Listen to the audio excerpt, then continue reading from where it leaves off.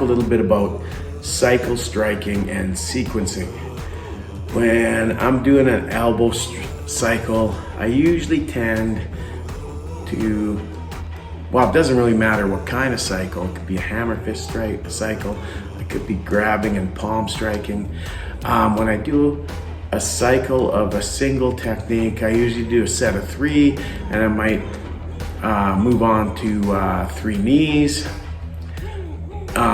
whatever.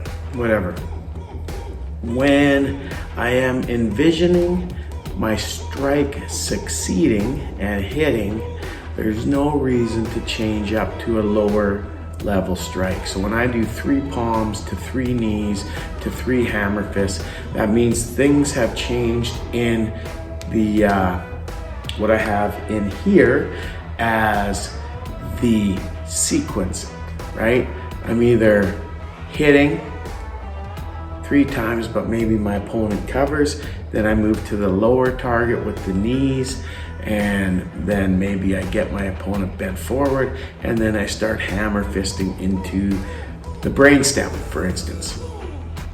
But if in my mind, when I'm practicing,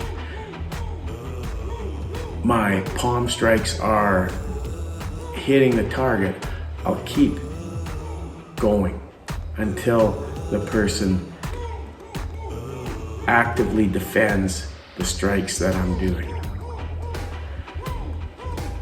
And if I only train one sequence, 3, 3, 3, then I'll be programmed.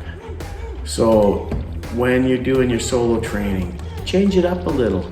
Maybe do 5 palm strikes, maybe just do 2 and then into the knees, or maybe just 1. Stop.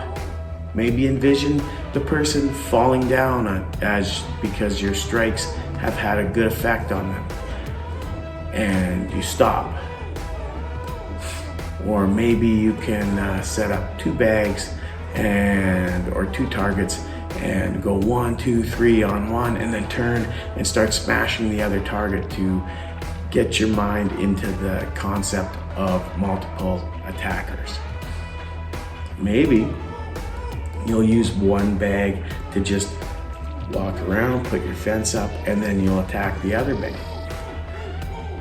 It's just a matter of using your imagination to make your solo training more productive and more adaptable. One thing to keep in mind is that training at the highest level of force doesn't mean that you have to use the highest level of force. It only means that you're willing to go there if you have to, if you're forced to.